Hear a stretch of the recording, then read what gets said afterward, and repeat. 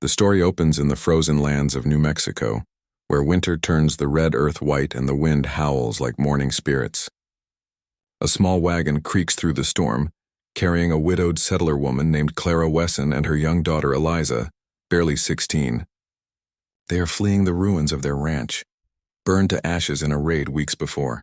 Clara's husband had been killed, and now she seeks shelter with a distant cousin rumored to live near the San Juan River. But the snowstorm worsens, the horses falter, and their hope is swallowed by the blizzard. In the distance, shadows move.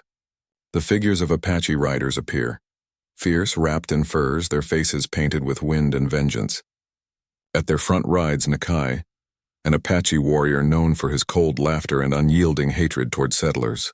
Years ago, his own family had been slaughtered by white soldiers. The echo of that pain shaped him into a weapon. When he and his band spot the wagon, he orders it stopped. His men surround the frightened women, and Clara shields her daughter behind her. Nakai dismounts slowly, his long braids covered in frost, his dark eyes like night storms. He demands to know what they are doing on Apache land. Clara pleads for safe passage, but Nakai's bitter grin deepens, his laughter rising like ice breaking over stone. To his men he says they should let the snow decide their fate. When Nakai turns away, Eliza throws herself in front of him, her small hands clutching his arm. Her voice trembles as she begs, not for her own life, but for her mother's. Please, she's all I have left. That plea pierces something buried deep in Nakai's heart, something he thought long dead. It is the sound of mercy, yet instead of showing it, he laughs again, louder this time, a mocking sound that hides the sudden sting in his chest. He orders his men to leave the women alive, but takes their horses and firewood, leaving them stranded in the snow. His laughter echoes behind as they ride away, a sound Eliza swears she will never forget. Hours later, the storm worsens. The wagon collapses, the fire dies, and Clara grows weak. Eliza holds her mother close, whispering warmth that doesn't come. By nightfall, Clara's breaths become shallow. In desperation, Eliza runs into the storm, calling for help, calling even the name of the man who had doomed them. And somewhere far off in the whiteness, Nakai hears her voice carried by the wind. He cannot ignore it. That same voice, trembling with love and fear, twists inside him like a ghost. He remembers his own sister, who once cried like that as soldiers dragged her away. The laughter he gave earlier now tastes like ashes. By dawn, Eliza collapses in the snow beside her dying mother. When her eyes blur, she sees a shape approaching. A dark horse, a man wrapped in fur and guilt. Nakai kneels beside her, silent. Without a word, he lifts Clara into his arms, carries her and Eliza to a hidden Apache cave where his people keep fires during winter. The tribe's healer works over Clara, but it is too late. She dies quietly, her hand clutching her daughter's. Eliza sobs uncontrollably. Nakai watches from the shadows, unable to speak. His laughter, once his armor, now feels like sin. He leaves food and blankets before disappearing into the storm. Days pass. Eliza remains in the cave, cared for by an old Apache woman named Taza, who tells her that Nakai has gone to find wood for her journey home. But Nakai does not return for 2 days. When he finally does, his face is bruised and his hand cut. He had fought off mountain wolves to bring back fresh meat. He doesn't speak English well, yet he tries. No die. You live. His words are rough, but his eyes hold sorrow. Slowly, the barrier between them softens. Eliza begins to see the man behind the laughter. A man who lost everything, just like her. They share long silences by the fire, both haunted by what they've lost, both bound by the same winter grief. As the snow begins to melt, Nakai helps Eliza bury her mother under a lone pine tree overlooking the valley. He performs a quiet Apache prayer for her soul, not as an enemy's wife, but as a woman who deserved peace. Eliza cries through it all, and when Nakai finishes, he places his necklace, a small carved eagle, the only memory of his sister, on the grave. She fly now, he says softly. That moment shatters what remained of Eliza's hatred. She realizes his laughter was never cruelty. It was pain disguised.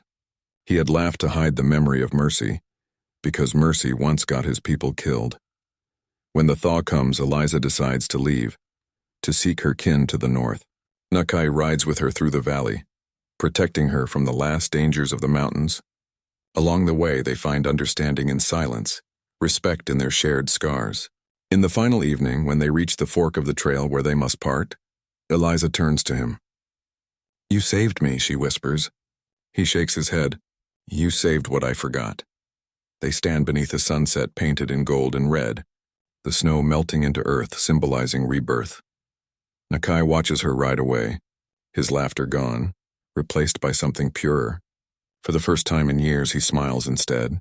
Later that night, as he returns to his people, he looks to the stars and whispers a prayer for the girl who reminded him that even a heart frozen by hate can still thaw beneath mercy. And somewhere, far down the trail, Eliza feels a warmth in the wind, the spirit of an Apache warrior whose laughter once masked redemption, but now carries peace. The snow had not stopped for 7 days. It buried the hills, silenced the rivers, and sealed the trails that once led travelers through the wild Apache lands of northern Arizona.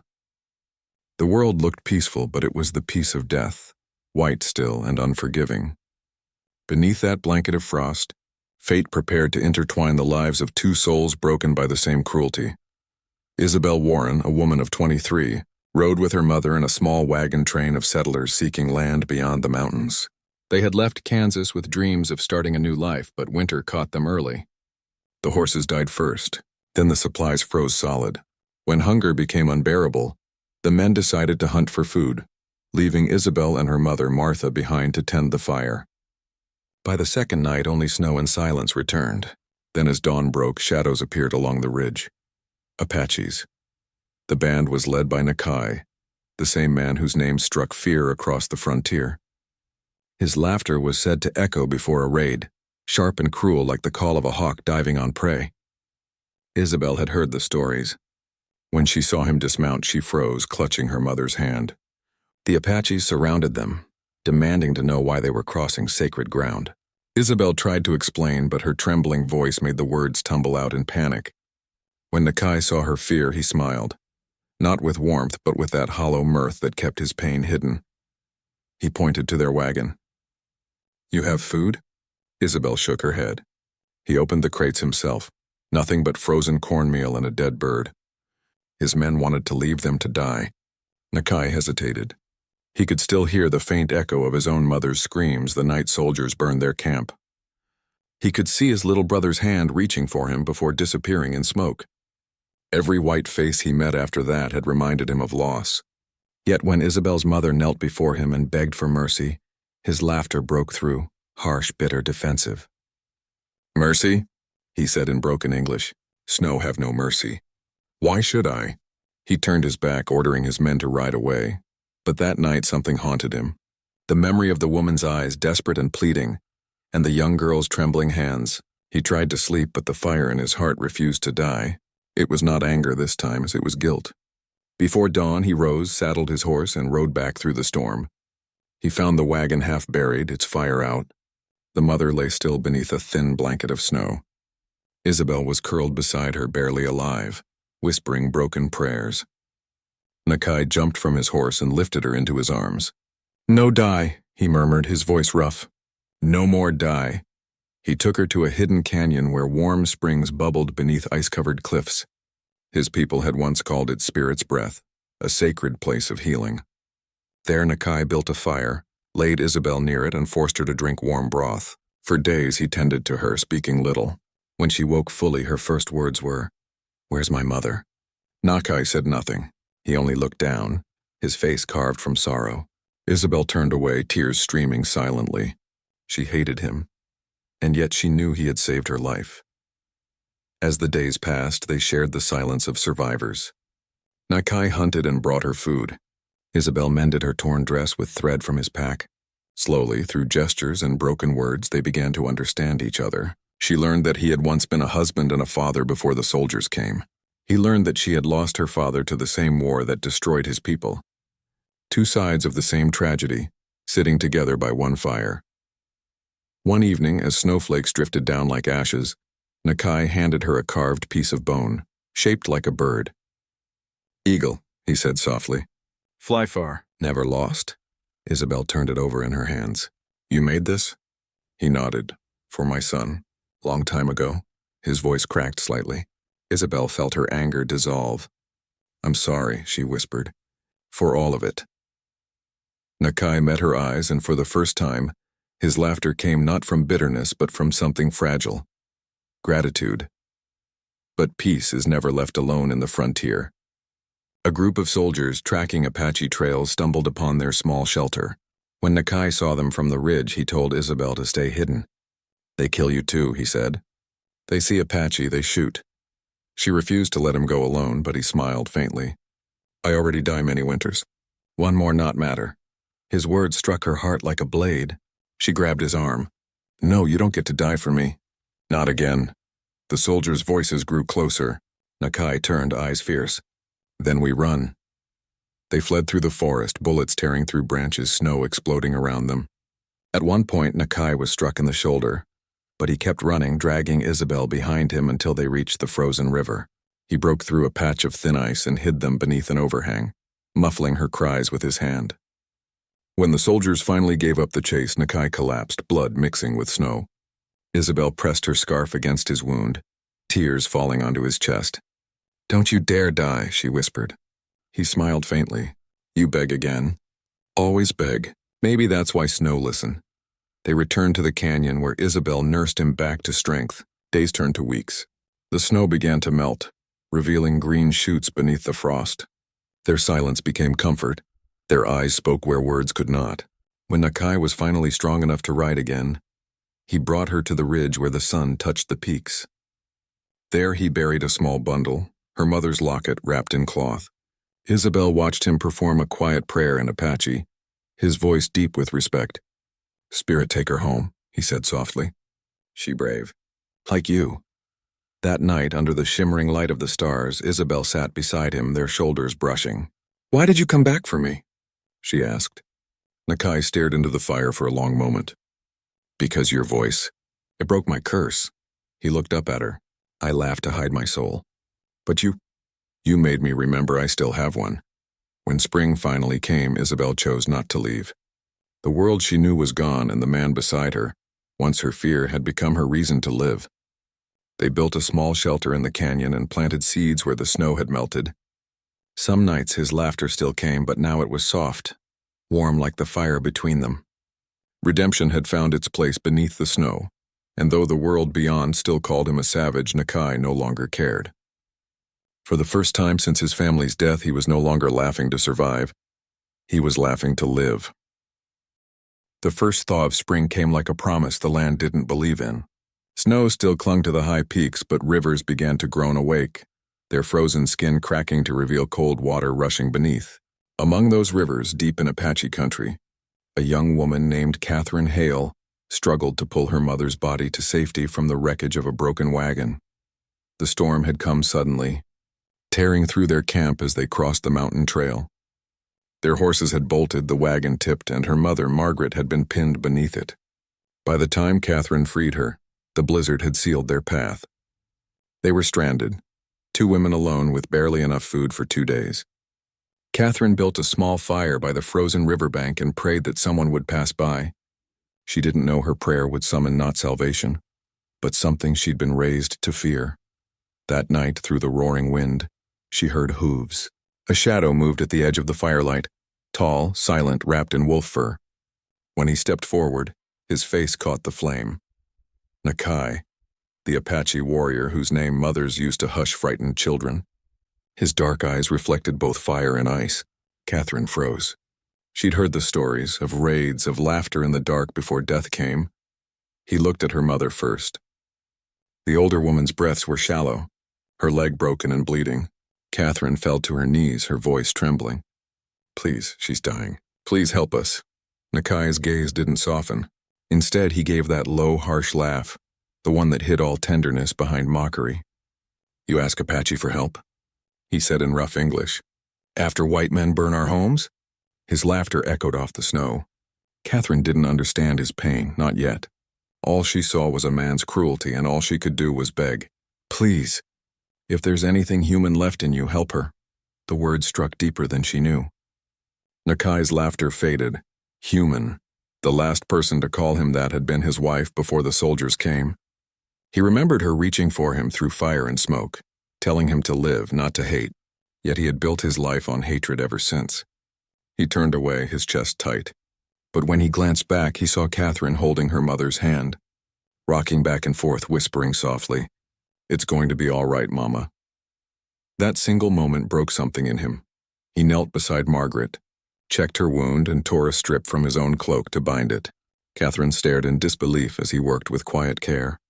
"Why are you helping?" she asked. Nakai didn't answer. He simply said, "Fire low. Keep her warm."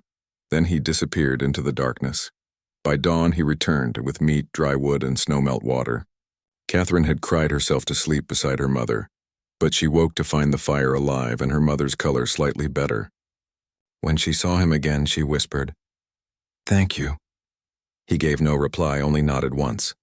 For the next 2 days he stayed near them, hunting and tending to Margaret's wounds. Catherine watched him closely, the way he moved, silent as wind, how he never spoke unless necessary. His laughter came sometimes, short and bitter, like a habit he couldn't break. She began to wonder if it was not cruelty but armor. When Margaret's condition worsened, Nakai did what he could. Herbs, hot stones, quiet prayers in Apache. But on the third night she slipped away, her last words a soft whisper. "My Katie." "Live." Catherine broke apart in the snow, clutching her mother's hand as her tears froze on her cheeks. Nakai watched from a distance, unable to approach.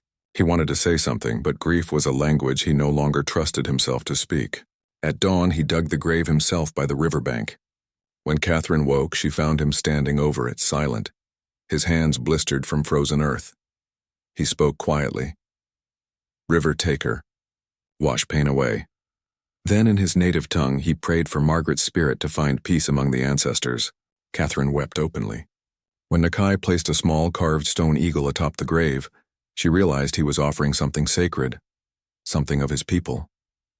"Thank you," she whispered again. He only said, "No thank.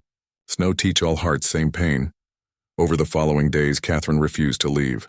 "If I go," she said, "the river will forget her." Nakai shook his head. "River never forget. But you must live." He guided her to a hidden Apache camp deeper in the valley.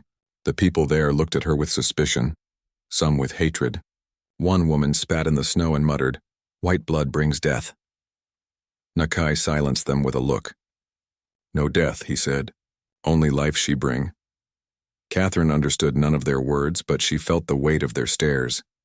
In the camp she helped tend fires, fetched water, and mended clothes. Days turned to weeks, and slowly she earned quiet acceptance. The old healer, Atsa, taught her words of the Apache tongue: fire, wind, heart, mother. She learned that Nakai was not a chief by birth, but by suffering. His laughter, Atsa told her, once frightened even his own people because they heard too much pain in it. "He laughs to keep the ghosts away," the old woman said. "But now maybe you make him forget to laugh." That night, Catherine found Nakai sitting alone by the river. She approached quietly and sat beside him. "You miss them?" she asked. He nodded. "My wife, my son, my sister." His voice was low, almost trembling.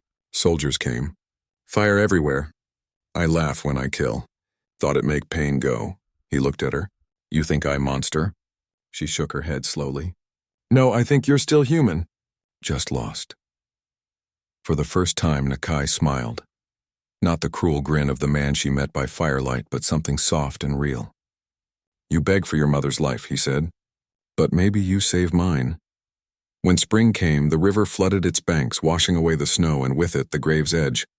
Catherine ran to Nakai, tears in her eyes. "The river, it's taking her." Nakai took her hand and said gently, "Good. She go where all mothers go. Skywater. You must let her." Together, they watched the current carry the last trace of Margaret's grave downstream, glistening under morning sun. Catherine leaned her head on his shoulder, and for the first time, Nakai's laughter rose, not sharp, not bitter, but soft, blending with the river's song. When she finally left to rejoin the world beyond the valley, Nakai walked her to the edge of the cliffs. "You go home," he said. "Tell them Apache laugh no more." She looked at him, eyes full of tears. "And you? What will you do?" He gazed out over the thawing land. "Learn to live without ghosts." As she rode away, she heard it, a single distant laugh carried by the wind. But this time it was not a sound of cruelty. It was the echo of a man forgiven by the river, by the snow, and by the woman who had begged for her mother's life and saved his soul. The snow had nearly vanished from the high plains when the settlers began to whisper of the Apache ghost, a lone warrior seen wandering the northern ridges, laughing into the wind as though chasing memories. They said his laughter carried sorrow instead of joy, that wherever it echoed, the wolves grew quiet. His name was Nakai, though few dared to speak it aloud. To the settlers, he was the shadow of vengeance. To his people, he was the man who had once led them through blood and winter. But to one woman, the woman whose voice had once begged him for mercy, he was something else entirely. Her name was Elena Rosefield, daughter of a preacher who had died in the mountain raids 2 winters ago. She and her mother had been left to fend for themselves on the edge of Apache land, trying to rebuild what the war between whites and natives had destroyed. One night, while gathering wood near the frozen creek, Elena heard horses. A band of riders emerged, Apache scouts. Their leader dismounted, and though years had passed, the old fire of vengeance still flickered in his eyes. It was Nakai. Elena dropped the wood and stepped in front of her mother, hands shaking. "Please," she whispered. "Please don't hurt her." She remembered stories of his cruelty, of the laughter that came before death. But Nakai only watched her silently, his breath rising in mist. Then to his warriors he said something in Apache. They laughed harshly, mocking her fear. Nakai's lips curved, that same bitter grin that had frightened so many. He said in rough English, "You beg? You think Apache forgive?" Elena fell to her knees, her hands clutching her mother's shawl. "She's ill," she said. "She can't run, can't hide. Please, we've lost everything." Her words trembled, echoing in the cold air.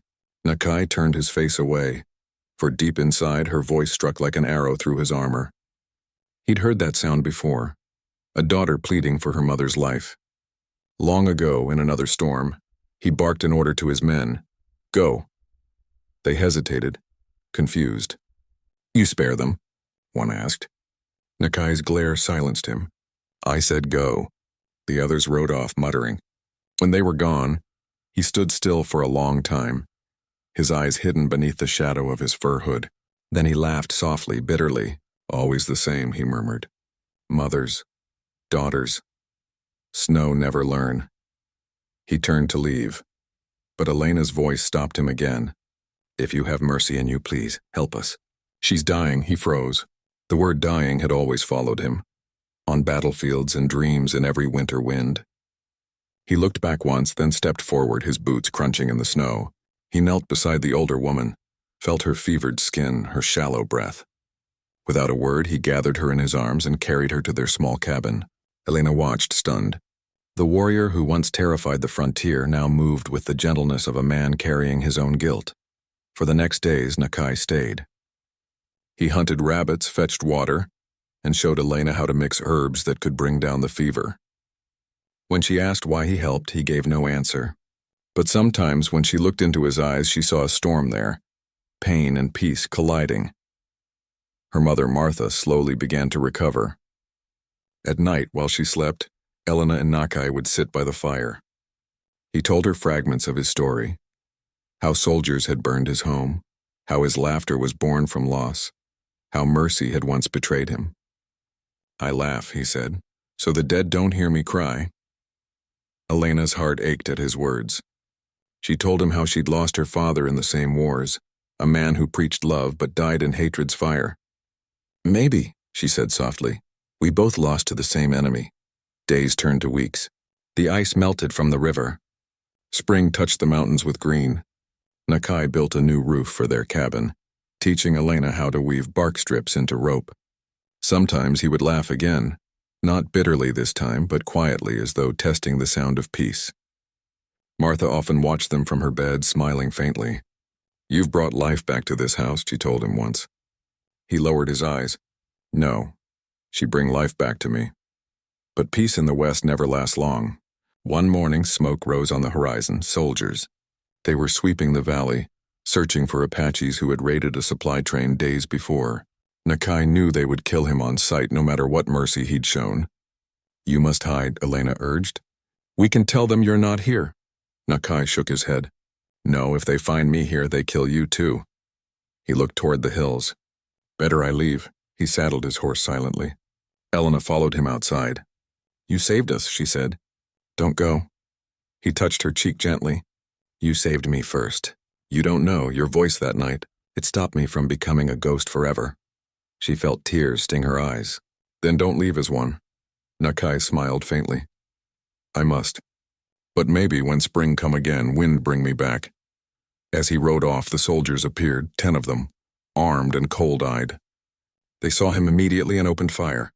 Nakai turned his horse, riding toward the canyon, bullets slicing through the air. Elena screamed, running after him, but Martha pulled her back. Let him go, child. He rides for your life now. The fight carried into the canyon's shadowed cliffs.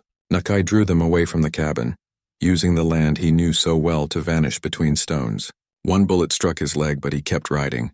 Finally, when the soldiers were far behind, he dismounted near the river, the same river where he had buried so many ghosts. He knelt, breathing hard, and laughed once more. But this time the laughter carried peace, not pain. Not for war, he whispered to the wind, but for love.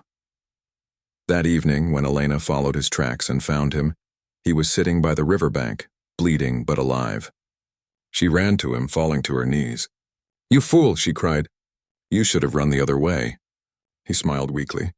No, I always run from mercy. Not this time. She pressed her scarf to his wound, sobbing. Don't you die on me, Nakai. He raised a trembling hand, brushed her hair back. You begged for your mother's life, he whispered. Now I beg for yours. Live, Elena. Live long enough for both of us. He collapsed then, half conscious, but she stayed by his side until dawn. The sunrise came golden and warm, painting the snow in light. Nakai's eyes opened just enough to see it. Beautiful, he murmured, like her voice. Weeks later, when the soldiers left and peace returned, Elena buried the blood-stained scarf beneath the same riverbank. The water carried whispers through the reeds, soft, distant laughter blending with the wind. She smiled through her tears. She knew he had lived somewhere beyond the mountains. Every spring thereafter, when the thaw came, she would stand by the river listening. And when the wind rose just right, she would hear it. His laugh, not bitter, but joyful. The laughter of a man redeemed by mercy, by love, by the echo of her voice. The winter of 1872 was cruel, the kind that devoured hope and left only bones. In the white wilderness between Santa Fe and the San Juan Range, an Apache war band roamed restlessly, led by a man whose name had become a warning. Nakai, son of the Eagle clan. He was known among both settlers and tribes for his merciless laughter, that hollow, sharp sound that came after he took vengeance. To the soldiers, it was the laugh of a savage. To his people, it was the echo of a broken heart. Only Nakai himself knew what it truly meant, the noise he made so he wouldn't cry. Far south, in a half-collapsed cabin, a mother and daughter struggled to survive. Mary Dalton, a widow from Missouri, had come west seeking a new start after her husband's death in the mines. Her daughter, Lydia, was young, kind-hearted, and utterly unprepared for the brutality of frontier life. When the snows came early, their small herd froze, and the nearest settlement was 2 days away. Desperate for wood and warmth, Mary ventured into the woods and never returned by nightfall. Lydia followed her trail the next morning and found her mother surrounded by Apache riders. Nakai's men had taken Mary prisoner, accusing her of trespassing and stealing game from their hunting ground. When Lydia arrived, she threw herself at Nakai's feet, tears freezing on her face as she begged for her mother's life. Please, she whispered through shivering lips. She doesn't even carry a gun. She's only trying to live. Nakai looked down at her, a frail girl clutching his leg, eyes bright with terror and love. For a long moment, no one moved. Then Nakai laughed, that cruel, cold laughter that made his men grin. But inside something cracked. That girl's plea echoed words from his past. His little sister Waya had once cried the same way when soldiers came to burn their camp. He barked an order to his warriors. Let them go. The others protested. They are trespassers, one said. Kill them or they bring more settlers. Nakai turned sharply, his eyes burning. I said go. They obeyed, but resentment simmered. To hide his unease, Nakai laughed again, loud and bitter. Yet Lydia saw through it. She saw the hurt in his eyes. When the Apaches rode off, Lydia carried her wounded mother back to the cabin, fighting both frost and fear. Days passed, but Mary's fever worsened. Food ran low. One night, as the storm roared outside, the door creaked open. and Nakai stepped in, soaked and silent, carrying a bundle of wood and a piece of deer meat. Lydia reached for her rifle, but her hands trembled too much to aim. Nakai raised his hands slowly. "Peace," he said in broken English. "No hurt." He knelt beside Mary, checking her wound as an arrow cut from one of his own men. His jaw tightened. "My man." "Wrong." Lydia didn't understand all his words, but she felt his shame. Nakai stayed the night, feeding the fire and helping Mary drink broth. When dawn came, he prepared to leave, but Lydia stopped him. "Why are you helping us?" He looked at her for a long time before saying, "Your eyes, same as my sister's, before the soldiers took her." He turned away before she could answer. Over the next week, Nakai returned again and again. Sometimes he brought food, sometimes wood. Once he brought a small rabbit and taught Lydia how to skin it properly, laughing quietly when she gagged. But this laughter was different, softer, almost human. Lydia began to realize that Nakai was not the monster the frontier stories described. He was a man chained to grief, a man who had lost too much to remember what peace felt like. When Mary's health finally returned, she asked Nakai why he risked helping settlers, knowing his people despised them. He said, "A long time ago, white men killed my wife and son. I laugh now, because if I don't, I die again." His voice broke as he said it, the laughter he gave sounding like tears trapped inside a man too proud to weep. Mary placed her hand on his arm. "Then stop laughing, Nakai. You've punished yourself long enough." As the snow began to melt, Lydia grew close to him in quiet ways, watching him carve wooden figures, listening to the stories of his tribe. One evening she asked to see where his people lived. Nakai hesitated but finally agreed. He led her to a canyon where his band had camped, women grinding corn, children playing in the thaw. Lydia saw that the Apaches were not demons but families, survivors. Yet not all welcomed her. Some of Nakai's men whispered angrily, "She is the daughter of those who burned our homes. You shame us, Nakai." He stood tall before them and said, "If mercy is shame, then I will bear it." But peace does not come easily in the frontier. Soldiers soon discovered the Apache camp, following Lydia's tracks by accident. When the rifles fired, Nakai shielded her, pulling her behind the rocks. Bullets struck his arm, but he fought back fiercely, rallying his people to escape through the narrow pass. The battle ended with smoke and silence. Lydia wept as she bandaged his wound, her hands trembling. "If you die," she whispered, "I'll never forgive myself." Nakai smiled faintly. "Then I must live, white dove." When spring came, Mary and Lydia prepared to leave for a nearby fort. Nakai helped them load the wagon, his arm still bound in cloth. Before she climbed aboard, Lydia pressed something into his hand, a silver locket that had belonged to her father. Inside was a small drawing of their family. "So you remember what love looks like," she said softly. Nakai closed his fist around it, unable to speak. His eyes glistened, no laughter this time, no mask. Just quiet redemption. As the wagon rolled away, Lydia looked back. Nakai stood in the snow, holding the locket to his heart. The winter wind howled again, but this time his laughter did not rise with it. He had learned to be silent, to listen to the sound of forgiveness instead. And though they parted, both knew their lives had changed forever. For the first time in years, Nakai's spirit felt warm. He turned toward the rising sun, whispering to the memory of his sister, "Why, I did not forget how to hate, but I learned again how to forgive."